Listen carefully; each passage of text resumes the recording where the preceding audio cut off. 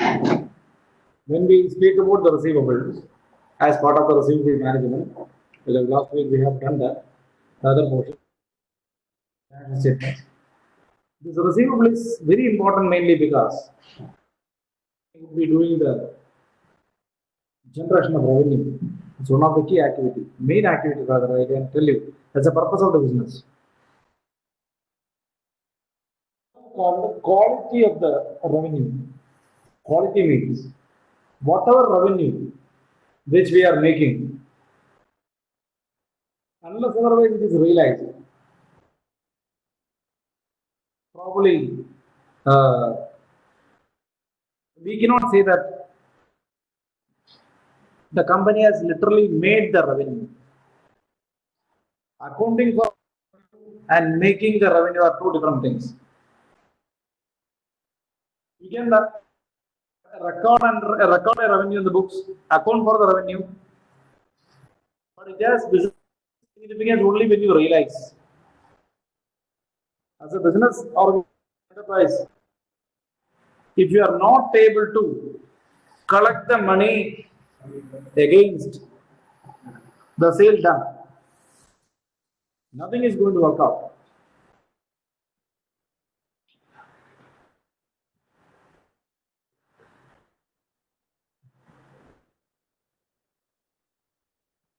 So, we must be able to exercise an effective control on the entire receivables. That is the aspect we are going to discuss. So, we need to understand the important issues related to the receivables, accounts receivable.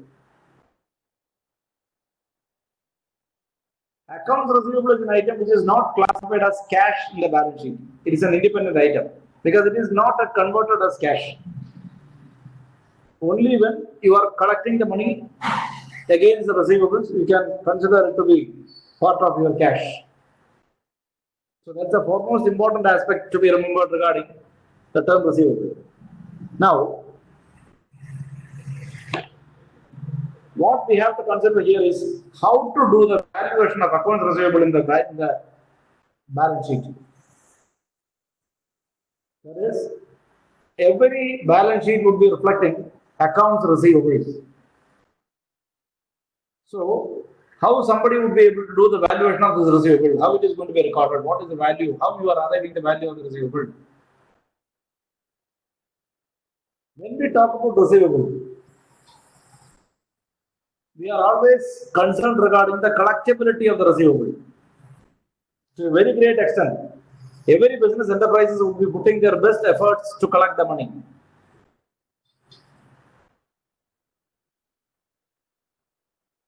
You are not able to see anything.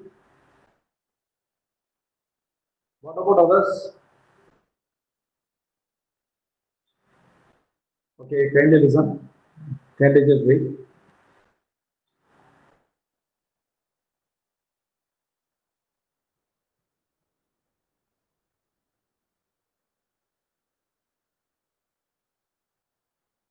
Now, can you see this?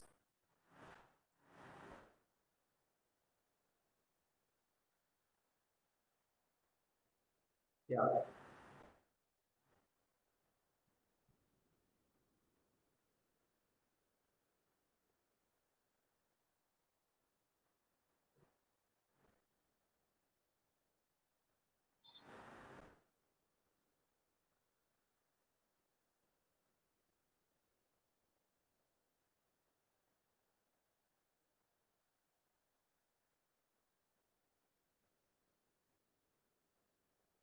So, in the case of a receivable, the main risk is regarding the irrecoverability.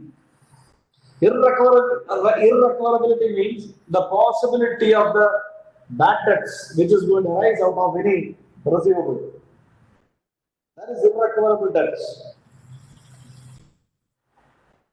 So, when a receivable is going to be irrecoverable, this is something where the management will have to put in their best efforts in determining exactly the value of the possible losses which might be occurring as part of your receivable. And the point number 3 is factoring of receivable. What is factoring? I will tell you later. Anyway, we are going to discuss the factoring. We would first discuss how to value the receivable. Then we are going to discuss how to account for the bad debts or the irrecoverability. Then finally would be factoring. How to do the valuation of accounts receivable. Receivables are reported on the basis of realizable value. That is net amount of cash which is received. What do you mean by the concept of net realizable value? That is, in this case, the book might be reflecting 50 crores as receivable. The entire 50 crores probably you may not be able to collect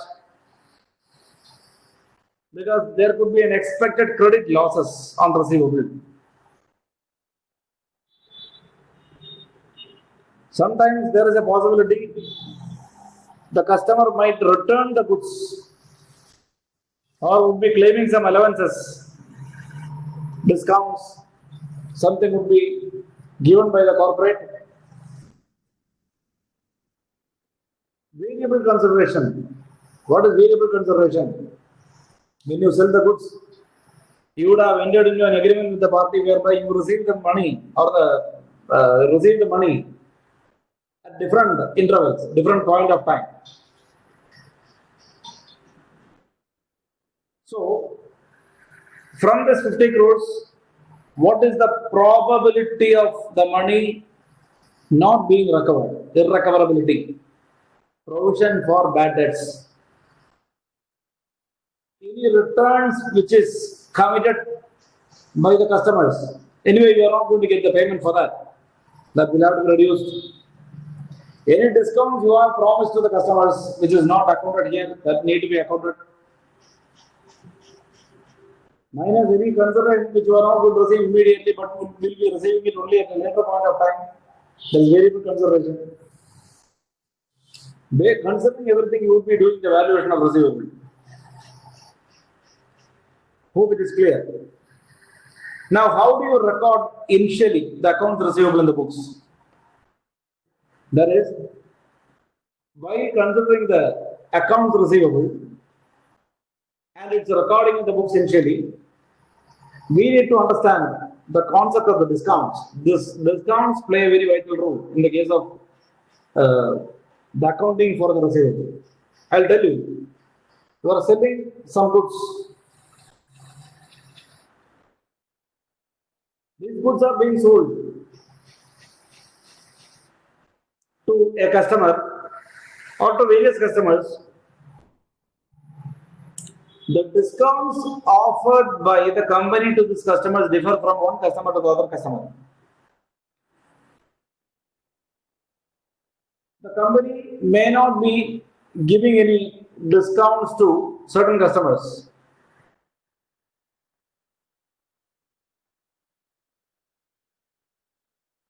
But certain customers, some X percentage of discounts will be offered. Somebody else, a different percentage of discounts will be offered. According to the percentage of the discounts, there are two types of discounts normally somebody would be able to find. One is trade discount and second is cash discount.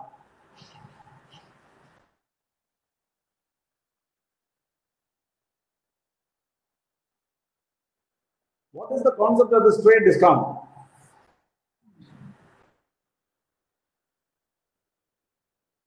Trade discount is a discount which is normally given by the corporate to promote the trade. Such kind of a trade discount will be reduced from the selling price, and only after reducing this trade discount, the balance amount will be recorded as receivable. Because say for example, rupees 100. To one customer, you are offering a trade discount of 5%. Trade discount. in the invoice itself. From 100 you would reduce 5%. Balance 95 will be the invoice value. That is what expected to be paid by the customer. So this 95 only is recognized as the receivable, not the 100. That's the specialty of trade discounts. Hope it is clear. Cash discount. It is not explained here, I will explain. Cash discount is not reduced from the selling price. Your selling price is 100, even in the invoice it is shown as 100. Receivable at 100. Means sometimes you would have offered a credit to your customer. Suppose the credit period offered is 30 days. That means the customer is expected to give you money exactly on the 31st day.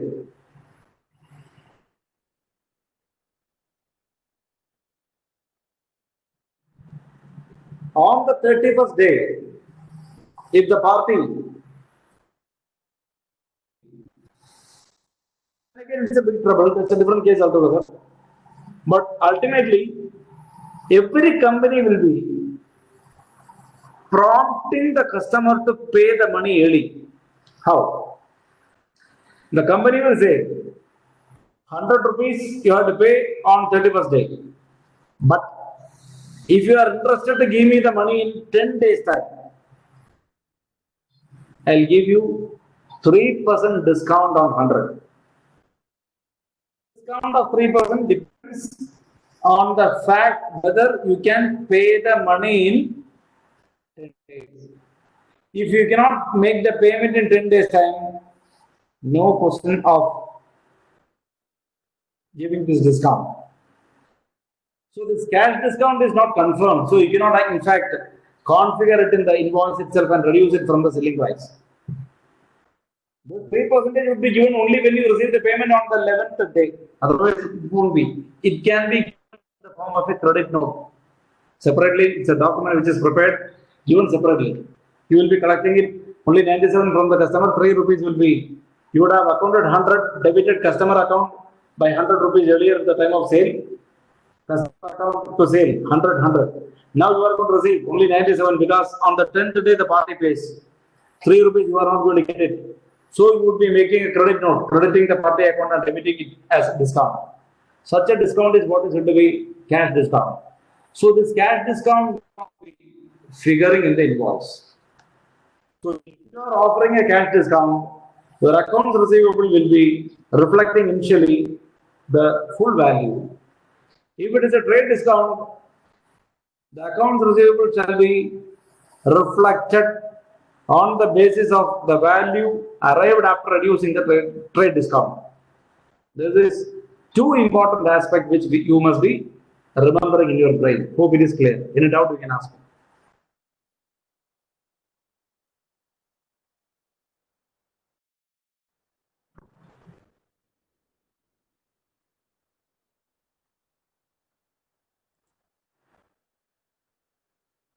What is this expected credit losses on? And what about others? Can everybody see this?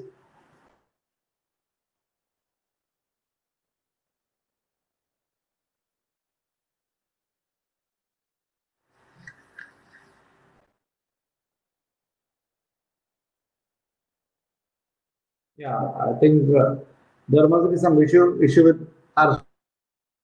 You correct it yourself. What expected credit losses on receivable?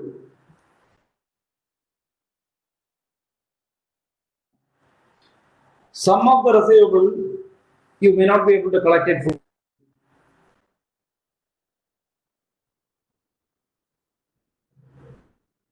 Credit loss occurs. You have given credit first of all to a customer. That customer gave you some money. Subsequently, he was not able to pay you. He became bankrupt. Or he is disputing with an amount. The product, whatever would have supplied, would have given subsequently an issue for the customer. Balance amount is not paying right now.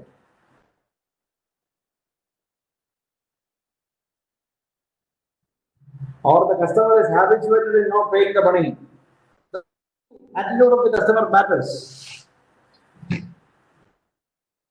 So the credit loss can occur due to all these reasons. Now,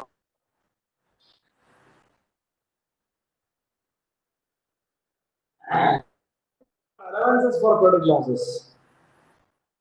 I will tell you what is this allowance for credit. See, sometimes the actual credit loss would not have taken place, but you suspect that this credit loss will take place. I'll tell you the of an example. We have Arjun, Anju, Sanjay, 3 more people. These 3 happens to be my customers.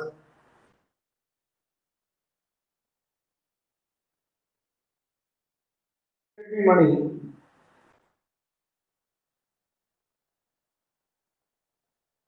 Anju paid me 25% she has not given. She says she will give it, but she is not giving. Arshul, 50% he has given. 50%. I'm not even able to contact him nowadays. He's absconding. Scenario. I understood that Arshul has become banker. He doesn't have any money from his estates. It is not possible for me to recover even 1 rupee. So, practically, for the remaining 50% to be collected from Arshul, this company will not be even able to get even 1 rupee. So, the entire 50% is said to be irrecoverable. It's a credit loss. Credit loss already taken place. You can't do anything.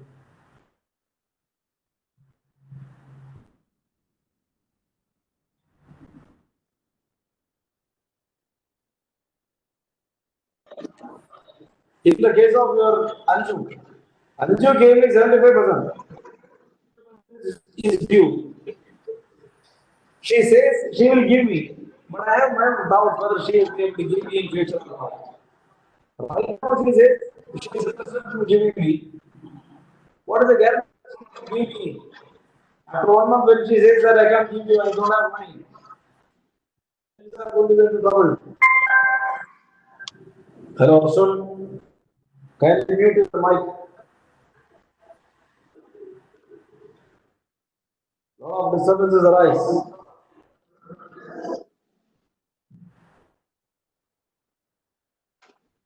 Okay.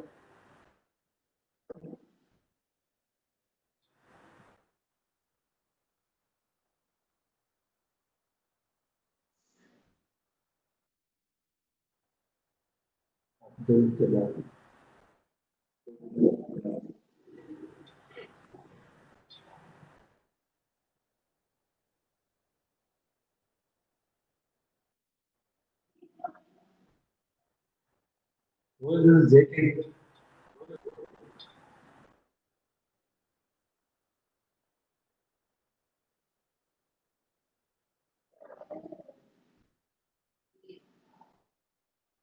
Switch off this video, Michael. Hello?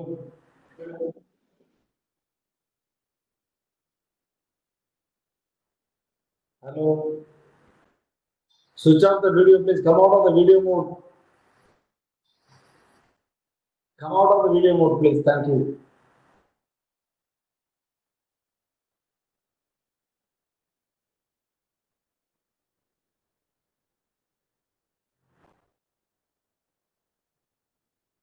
Yeah, listen, please now. So, when you are sure that you are not going to get the money, that is considered to be the confirmed credit loss. Bad debts in India we refer. When you suspect that somebody won't be giving you in future, in India we will be referring it as a provision for bad debts. In US we will be referring it as allowance for credit losses. They are going to allow it. they are going to suspect that this amount we may not be able to collect. That is what is going to be allowed for credit loss. When you are going to prepare an allowance for a credit loss, that would be reducing the amount of receivable when you present the same in the balance sheet. Ideally, the receivable balance is not going to be reduced. You are going to create another account called allowances for credit losses. Allowance for credit loss will be having a credit balance. Receivable will be having a debit balance. When you present the balance sheet from the receivable, you will be reducing the allowance for credit losses. Allowance means provision. The net receivable only shall be reflected. Now this is one. When there is a confirmed bad debt, there is a confirmed credit loss, party is not going to pay, he will know when. Party is not even available, is died, is absconding. Practically nothing else can be done to collect this money. Company has no way other than writing it off. Even in this case, you will be directly reducing the receivable. There is no provision which is created. You are going to reduce the directly receivable in the account itself. But in the case of an allowance, you won't reduce the receivable. The receivable will not be touched. But the entry what you are going to pass will be the irrecoverable debt account debited to allowance for credit losses. Irrecoverable debt will be taken to the P&L. Allowance for credit loss will be reduced from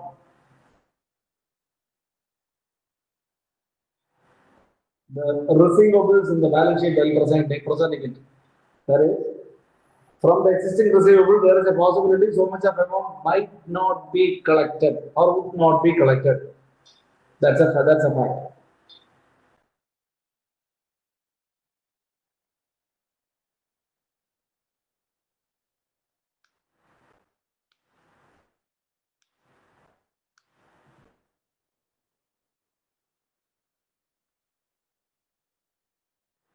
So, I will show you how do you pass accounting entries in this case. That would be giving you a better better clarity regarding the points what I have discussed just now.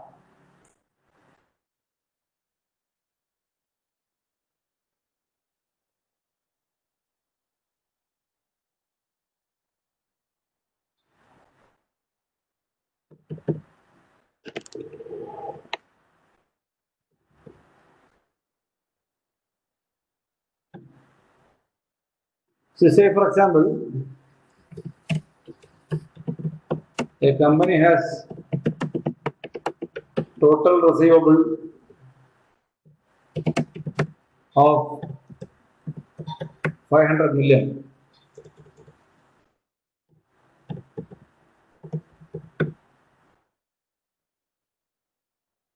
Now, out of the same, 40 million is never ever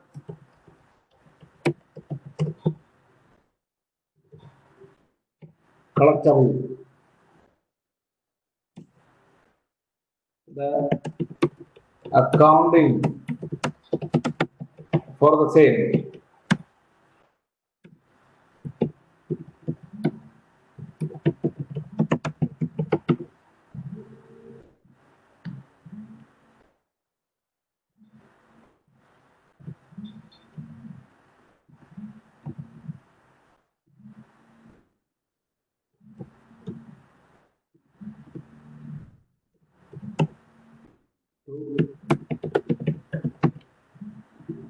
straight away you are going to reduce the receivable. Hence, balance receivables will be only 460 million. Hope this is clear. Now,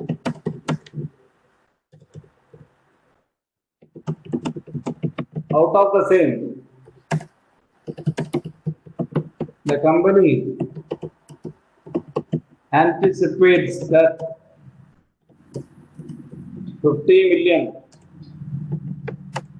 may not be collected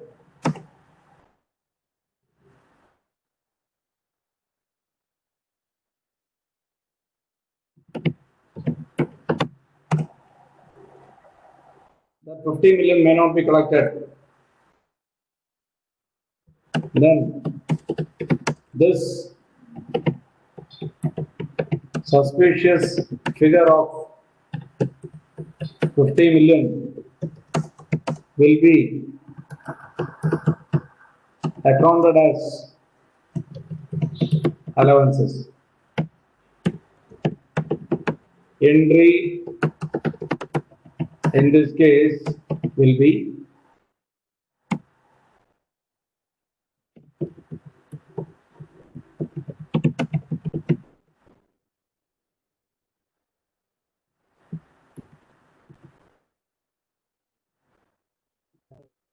account is debited.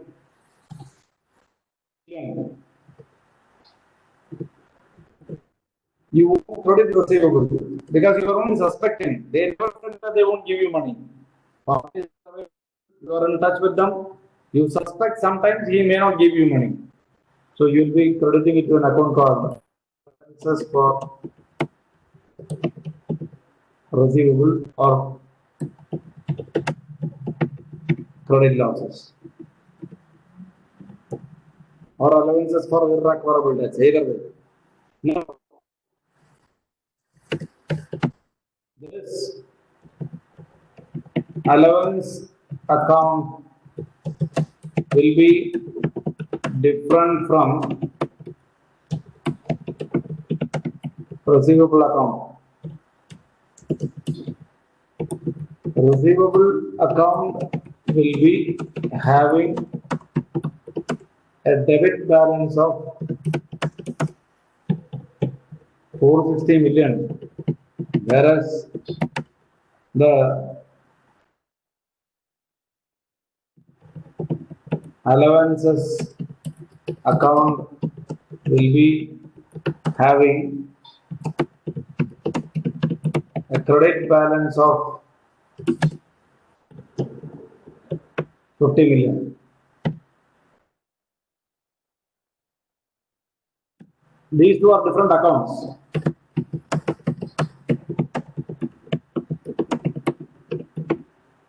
Now in the balance sheet,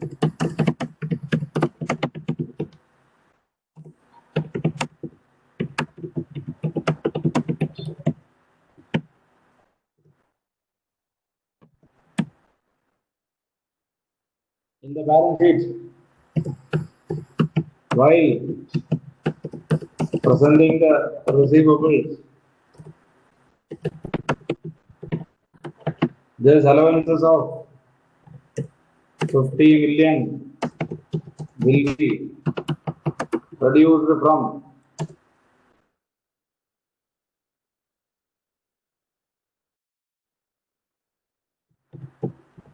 460 million and balance 410 million only will be reflected in the balance sheet.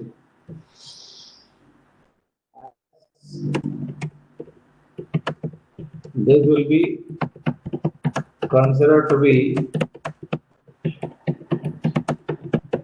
a net realizable value. Are you clear between these two statements?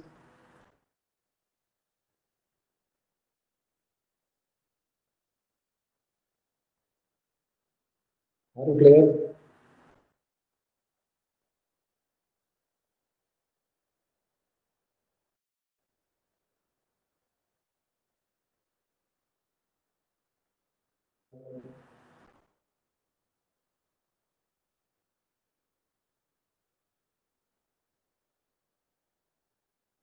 Come back to me. Is this clear?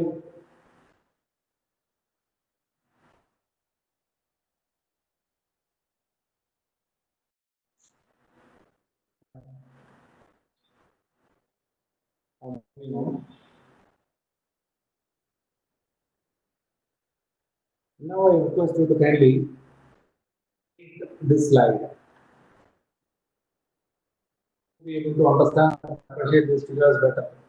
Or whatever I have written here, you would be able to understand better. Kindly read this.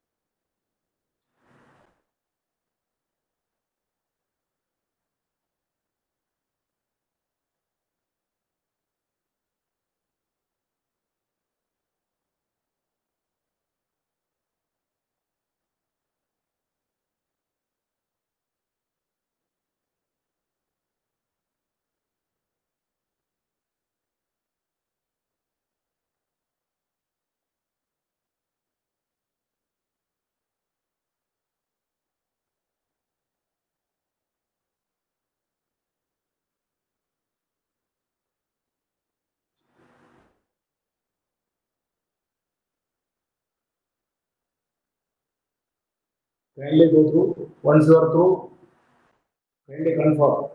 After reading this slide, this is what I have explained with the help of example.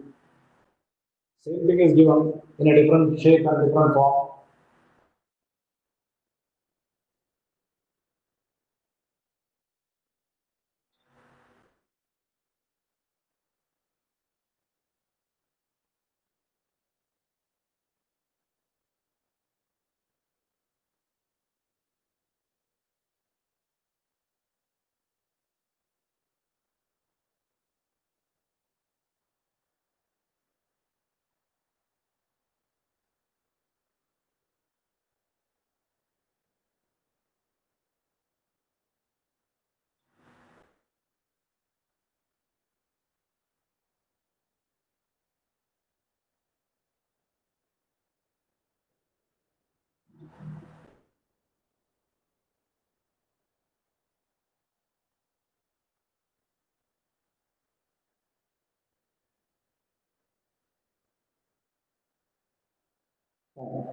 So I am presenting for hope it is clear. Now, just now we have learned creating allowances. That is, we understood the accounting entry, the debit the irrecoverable, that is credit loss account to allowances for credit losses or irrecoverable debt account debit to allowances for credit losses. This is the entry. Now, how do you, in fact, create this allowance? One will be, so on what basis you can create the allowance? There are two methods. One, percentage of the sales. That's a percentage of the sales we can do that. Second will be percentage of receivables. What will be percentage of the sales? What will be percentage of receivables? I'll explain one by one. Suppose the total percentage of the receivable means, this is the example which I have shown you sometimes back. The total receivable is 500 million. You are not going to collect 40. Confirm. So you, with all concrete evidences that you have booked it as a credit loss, balance received 60 million. Out of this 460, you suspect 50 million may not be received. Now, how do you arrive this figure? You can see suspicion means basically you cannot suspect everything or every receivable is not going to be collected, or you cannot conclude that 100% it is going to be collected. So what normally is done is you will be applying a percentage on the balance receivable. So on the balance 460, 10%, that it won't come. 10% of 460 will be 46 crores. Roughly, I have taken up 50. So now 46 crores, 10%. 10% on 460 million. When you are applying that percentage fixed on the receivables, that is what is going to be percentage of receivables method. Sometimes instead of applying the percentage of the receivables, what do you do? The receivables are created after sales. On the total turnover, you would be applying a percentage. Whatever sales done during the year, 2% you anticipate that you won't get it. So you always create a provision 2% on the total turnover of the company. Suppose say total turnover of the company might be some 6,000 million. 2% of 6,000 million will be, or 1% of 6,000 million will be 60 million. 60 million is going to be the provision to be made at the end of the year. So when you are going to work out the provision allowances on the basis of the sales, a percentage of the sales, that is what is said to be percentage of sales method. When you are going to apply a certain percentage of the total receivables and arrive the allowances, that is what is said to be percentage of receivables. Now, what are the methods involved? Kindly go through, please.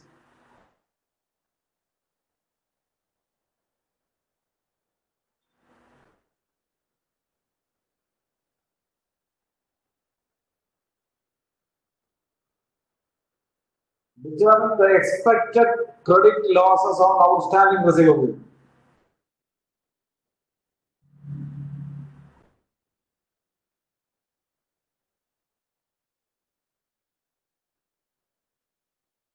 Then record a debit to an account called credit loss expenses account and balance credit to allowances account. This is the entry I have now.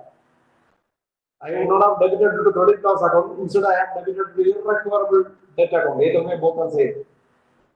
Credit loss and irrecoverable debt are same. So you will be debiting it and crediting it to allowances account. This is how you are in the account form. There is a process. Whether it is as per sales method or as per receivables method, the process of recording is going to be sales.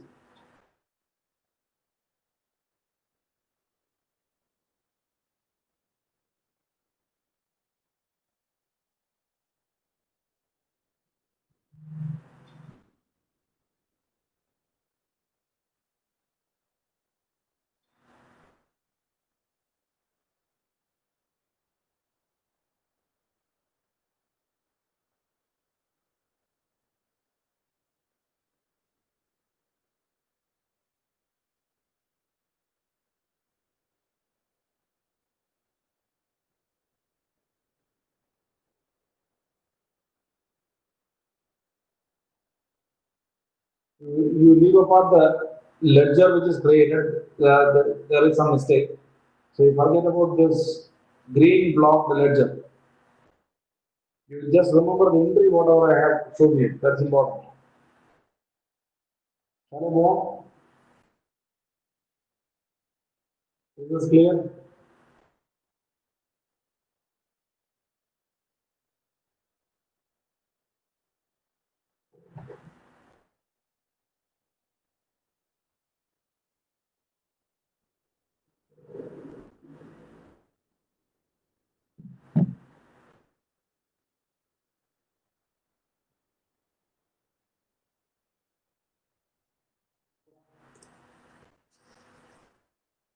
Percentage of sales. Your percentage of sales means you won't be actually calculating the credit loss on the basis of the total sales. You are going to consider only the credit sales whatever done by the corporation.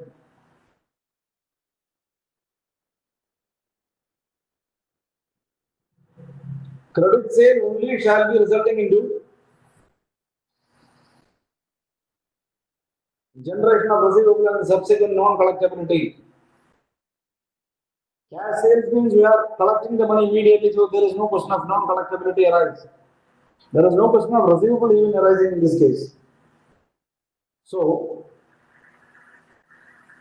in the circumstances, you would consider the total credit sale, estimate the percentage of those credit sales. What is the percentage? The company's management can decide 1%, 2% of the total credit sale shall become the credit losses. So you will be arriving the position. You will debit the credit loss account, expenses account, and credit allowances for credit losses.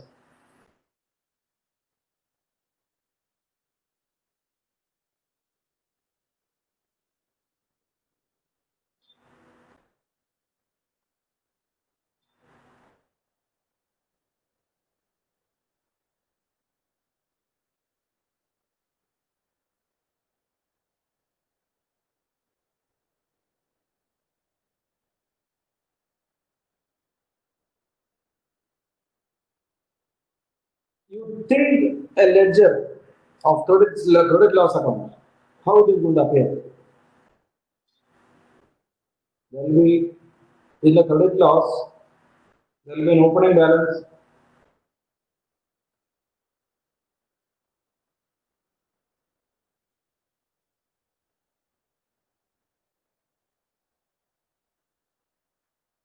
Out of that, whatever actually you have written off during the year must be reduced. Whatever you are collecting must also be reduced.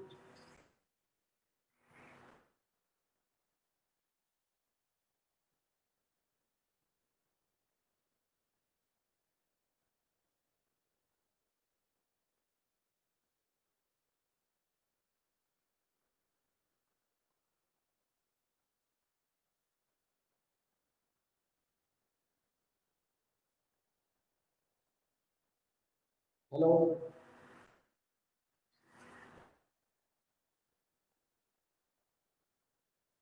Is it clear?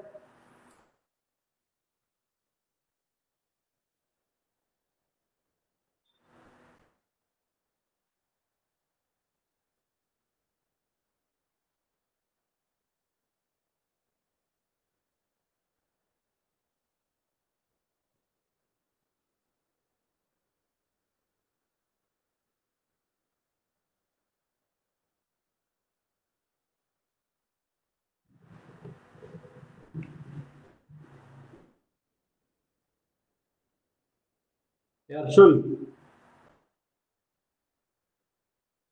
Now,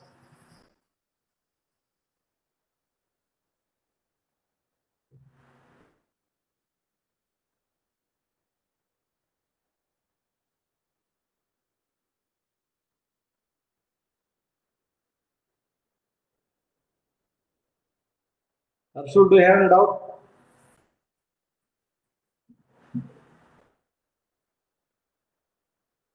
No, what you didn't understand, that's what I am asking. In the accounting entry,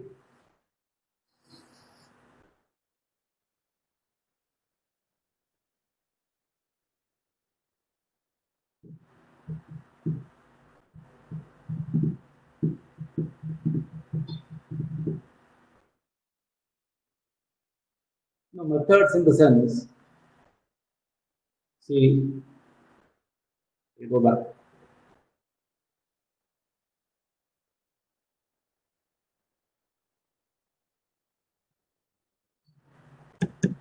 See, how you can create an allowance provision.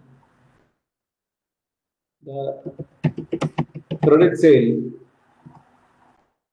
of the company is say 4,000 million. You can say 2% on this million will be provided as allowances. This is a company's policy. So 2% on 4,000 will be 80 million. So 80 million will be considered to be the allowances at the end of the year. Now, sometimes instead of sales, what we can do? Outstanding receivables in the books is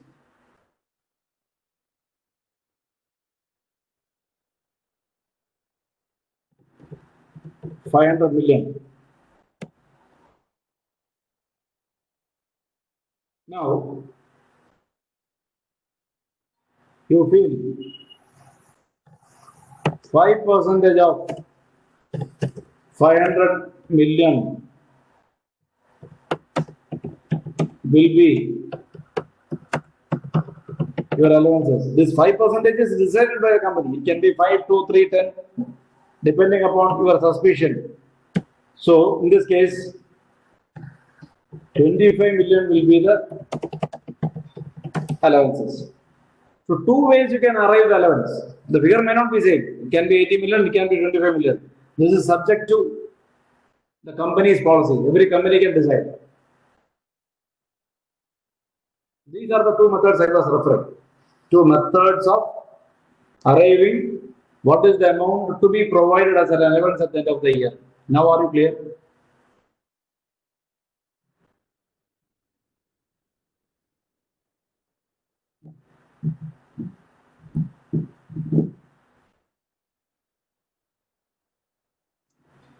I'll go back.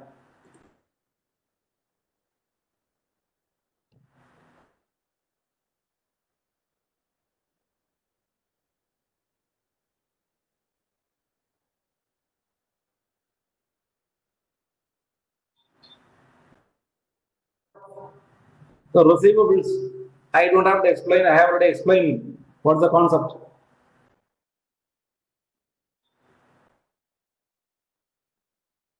The company uses the balance sheet to value the accounts receivable means you will be considering the total receivable amount as reflected in the balance sheet for arriving the credit losses. So ending receivables will be most important. On the every year ending receivables, applying the percentage. That is going to be the credit loss for the future.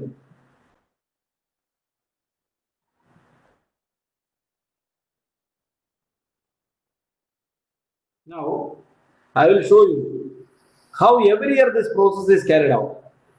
Kindly listen for your better understanding, clarity, how this is going to be reflected every year. So I am going to give you an example. Okay. Year 2017, 2018.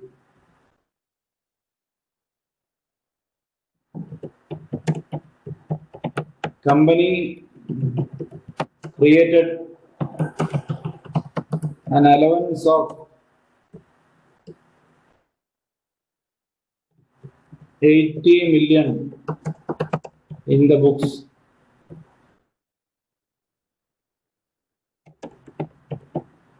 Next year, this allowance balance will be carried forward. That is to the year 2018-19, this 80 million will be carried forward. This 80 million would have arrived based upon the outstanding at the end of the year 2018, 2017-18, assume. Now, year 2018-19, what is going to happen? Year-end receivable balance is assumed it to be, say,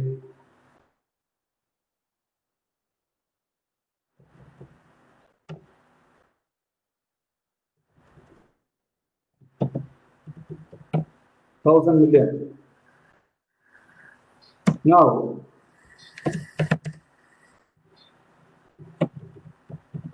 allowances as per policy of the company is 8% on ending receivable.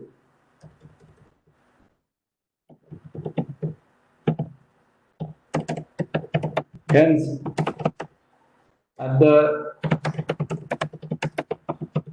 current year, allowances to be booked will be 8% on 1,500, which is equal to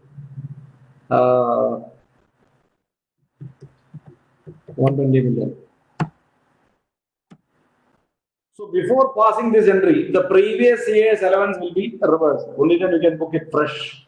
Because last year there is an allowance account balance which is carried forward in the current year, which is reflecting 80 million credit. Then it will reverse. How do you reverse? Last year, what would have been entry passed? Credit loss expenses account debit to allowances for credit losses. Am I right? Or irrecoverable debt account debit to allowances for credit losses. Now, when you reverse, accounting entry will be reversal of last year provision. Reversal of last year provision. That will be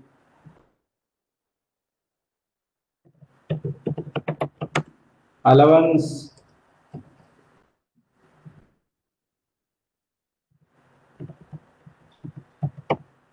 account debit 80 to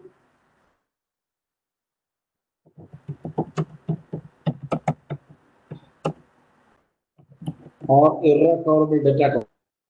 You have reversed. Now you will be booking fresh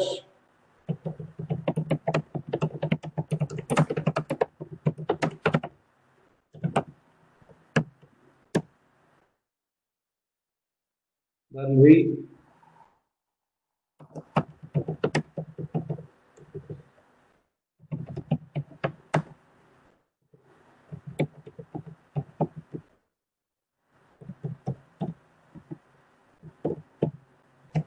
to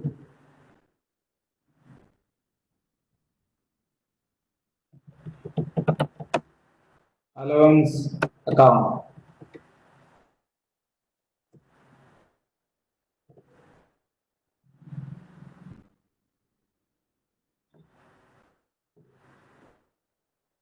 Correct. So last year's provision you have reversed in the current booked fresh. Next year what you will do? Next year again you are going to calculate the next year's provision. This 120 will be reversed. That year's provision will be booked. This is every year's practice. Instead of doing this, what else normally will be done? The opening balance of allowances in this case is 18. That is whatever carried forward from the previous year is 18. Now, at the end of the current year, total allowance account shall be equal.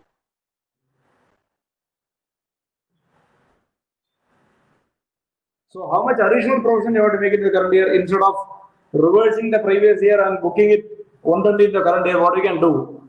Net amount only will be accounted for. So, there is a method whereby you can pass the instead you may pass an entry for 40 million. There is an increase in the allowance in the current year. So,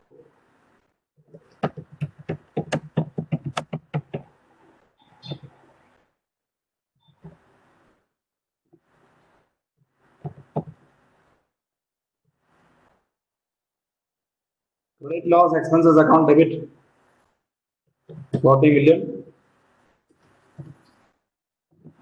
to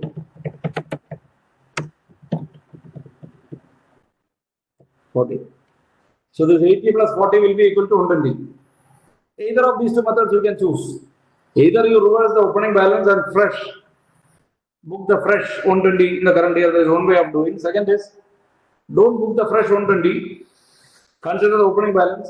Add only the 40. So 80 plus 40 will be 120. Either way you can do that. Are you clear now? Is it clear?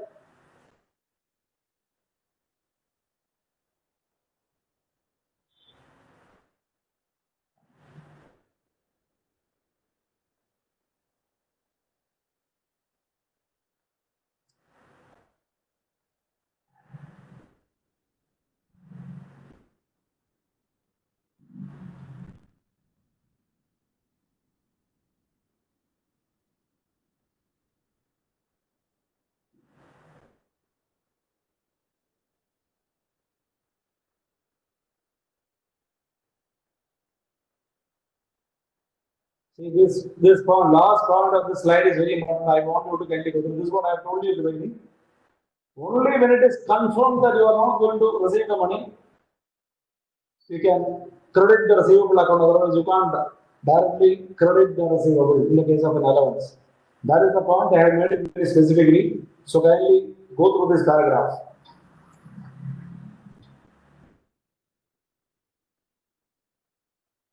Once you read, kindly confirm so that I can move on further.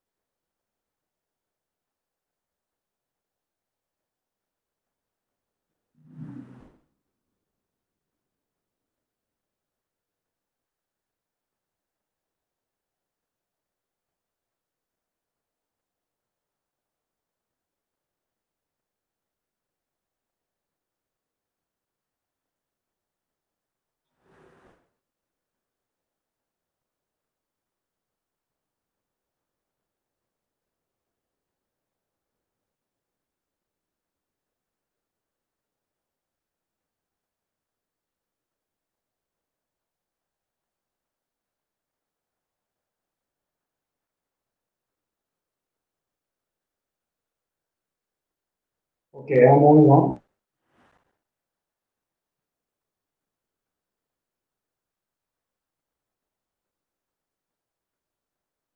See, these are nothing but the accounting entries, whatever I have taught you just now. Again, it is repeated, so I am not going to I'm not going to discuss it again.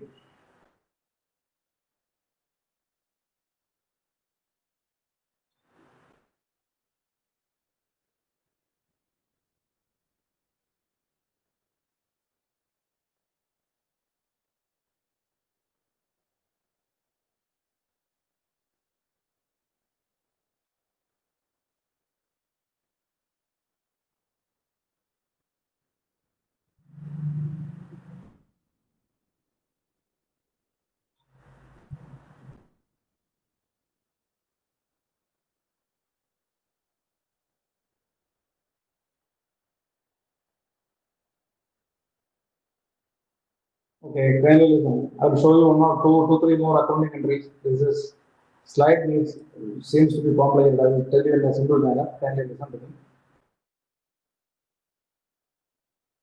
This is clear now. I'm moving on. Last year, what happened? Or 2 years back?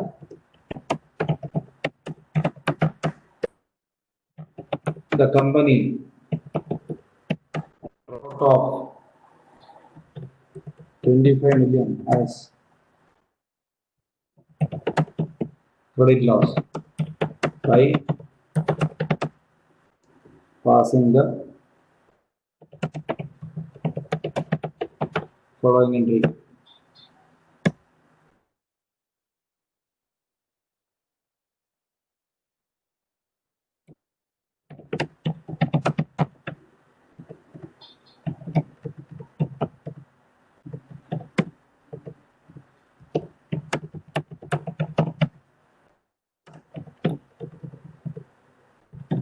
25. You have done. Now, two years later, company could collect 20 million out of the same as the party gave back the amount. You thought is died, but suddenly this party appeared in front of you right now and giving you 20 million, saying that I was owing you 25, now I am giving you 20, balance 5, you can't do anything. But you have already written off this entire 25. Now you are going to get this 20. Accounting entry will be bank or cash account debited 22,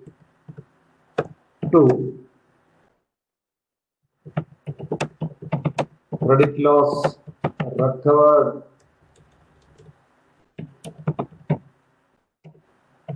account.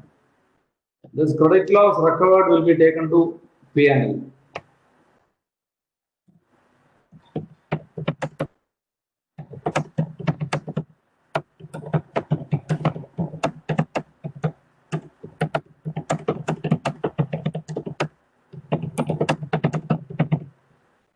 Is this clear?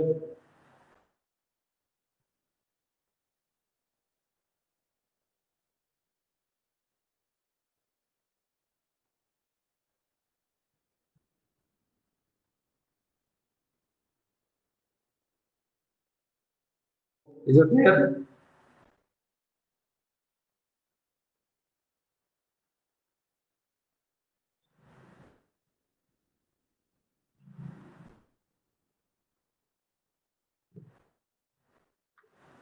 Now I'll tell you something else. Tell you listen. Last year, company made an allowance, say 80 million.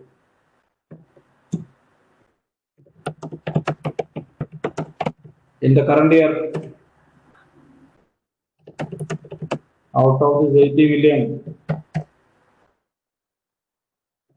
30 million is confirmed as irrecoverable. You are not going to get. The entry in this situation will be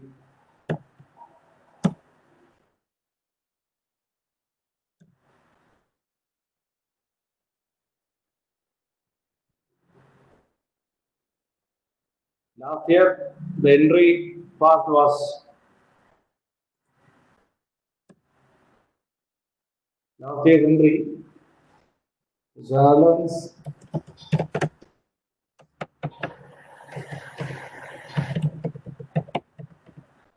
80 million to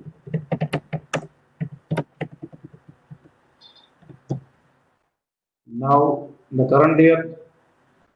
This is no longer going to be a receivable. Receivable will have to be cancelled.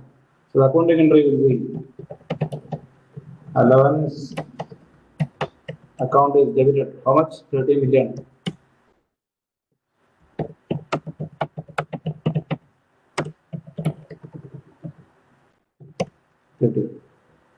Are you clear? You will be debiting the allowances. You will debit the bad debts again because we have already recorded the bad debts. We have already made the provision.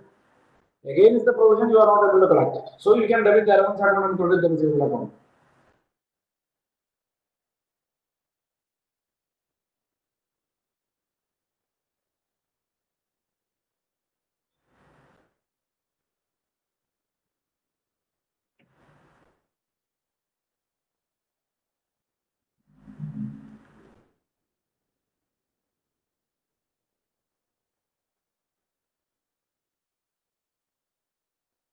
Shall I move on?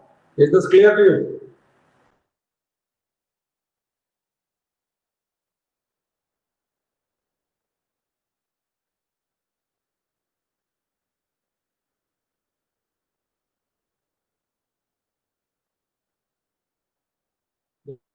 We are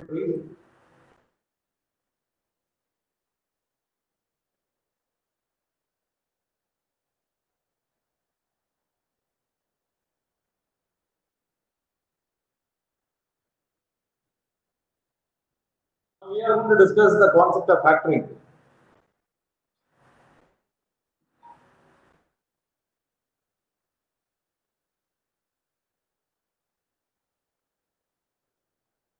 See, I am a company. I have a lot of customers. Okay. I sell my goods on credit to everybody. So in my invariably I offer a credit of 30, 40 days to everybody. So I'm going to collect the money only after 30, 40 days. There is a risk of non-collection for me. It is known to everybody. Whenever there is a credit sale, there is a risk of non-collection.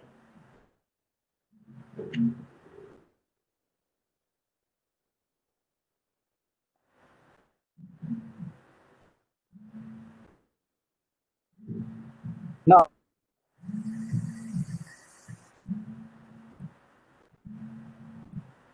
how can I overcome this risk? I am selling the goods. When I am selling the goods, credit sale. This is going to create a receivable and that is reflected in my balance sheet now. Some be able to money in its entirety. Someone has bad debts, credit loss. In order to overcome, what will I do?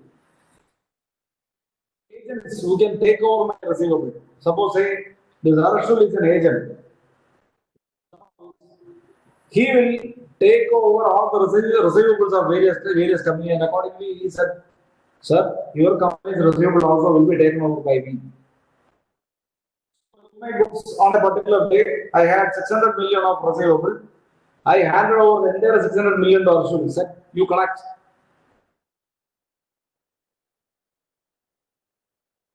Give me money upfront. Right now, whenever he is going to take over the receivable, immediately he will be giving me money. This is he will be collecting me later on the credit on the basis of the credit period, whatever I have offered. But he is going to give me money upfront. When he is going to give me money upfront, he won't give me 600 million. He would commission his interest. Because of course this is a job done by him. He is taking over the receivable. He will be contacting the customers and collecting the money from them. So when he is taking over the receivable, he will be giving me the money now. How much he would give? I am handing over 600 million. He would give me 550 million. In 1 month's time, he would be collecting 600 million. 50 million will be his profit, his commission. Company is prepared to give it. What is it to be factoring? Hope it is clear. If somebody allowance means provision, allowance in the sense you won't be able to collect this money. That is whatever non-collectibles are considered as allowances. You are allowing it in the books, creating a provision. Instead of the term provision, in America they use the term allowance. That's only. Provision and allowance are one and same. Provision for bad debts, allowance for credit loss. Both are same. Hope it is clear.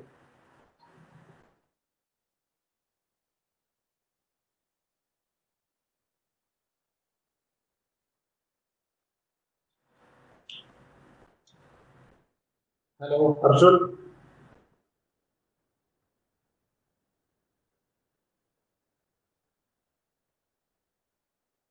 Now, are you clear regarding this term factoring? What is factoring? Factors are agents. Agents will come take over the receivable of the company. They will give the money upfront on the day when they take over the receivable. And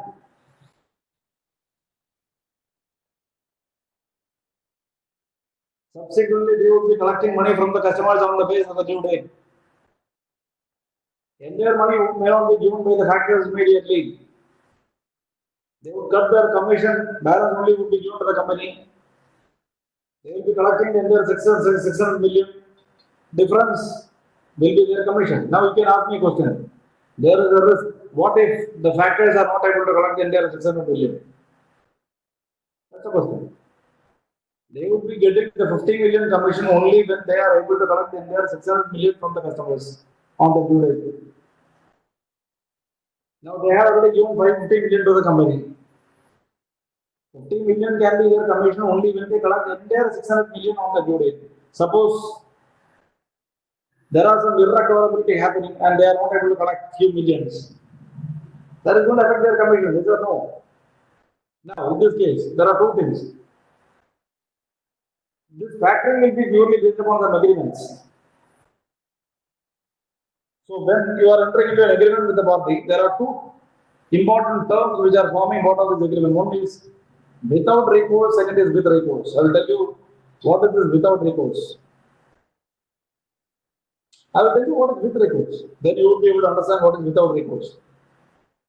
I am handing over the entire 600 million to my agent factor.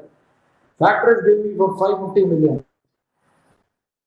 And factor say, collect the entire 600 million. If I am not able to collect, say 10 million, I am not able to collect. The entire 10 million will be given back to the company. Company will not give me this money for us. Because I have given 550 million, please understand.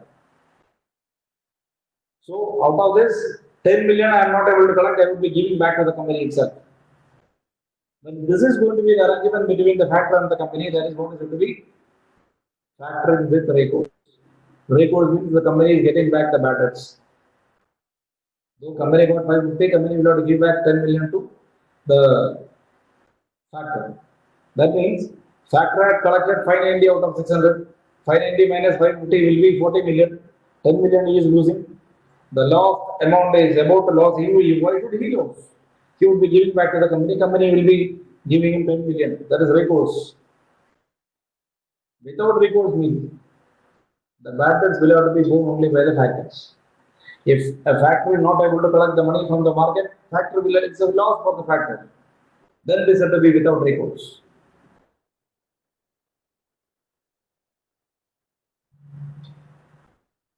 Most of the factors will be with recourse, so that the risk in terms of unpaid accounts can be avoided so far as the factors are concerned.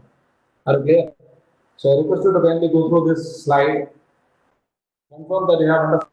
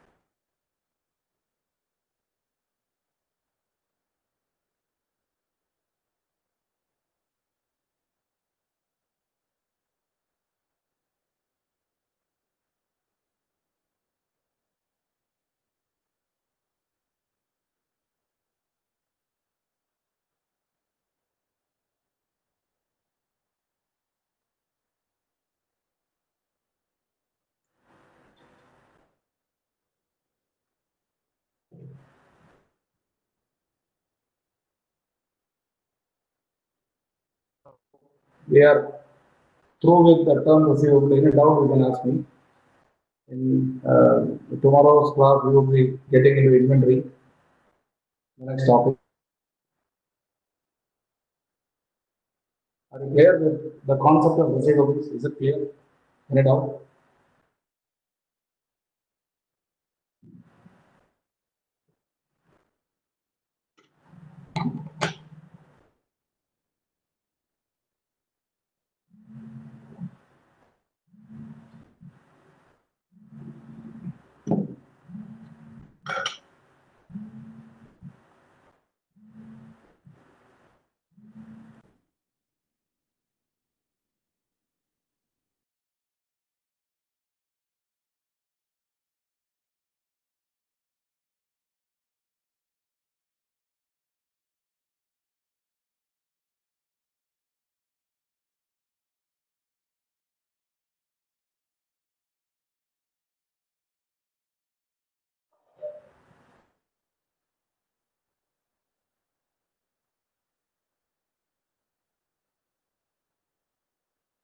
Any doubt? Kindly ask me, please.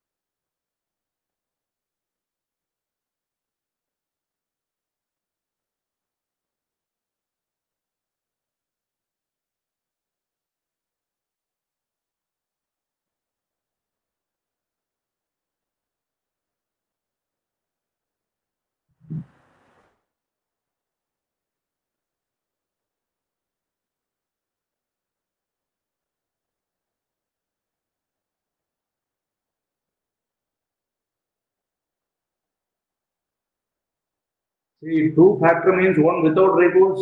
Suppose you are the factor, you are taking over my receivable. What is the guarantee that you will be able to collect the entire amount? If you are not able to collect the entire, whatever you couldn't collect, you will be giving back to the company. Am I right?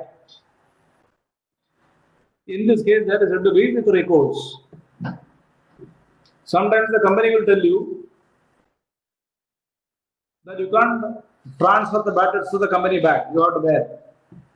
When you have to bear the bad debts, it will be your loss. That is without recourse. In the previous case, I am going to bear the loss. That is with recourse. If it is without recourse, bearing the bad debts. That is the two factors.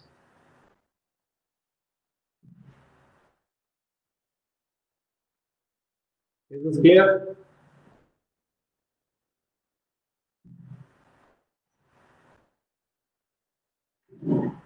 Direct write-off is what I have told you earlier.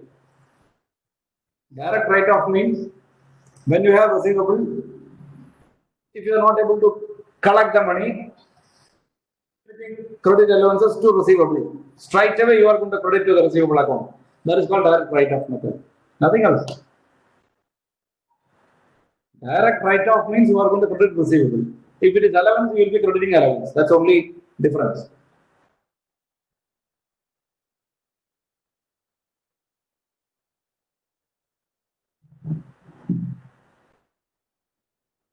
So this receivable topic is over. Tomorrow we will be inventory. So with this, for the day we will be wrapping up the show. I'll catch you up tomorrow or in my next class. Okay? Good night.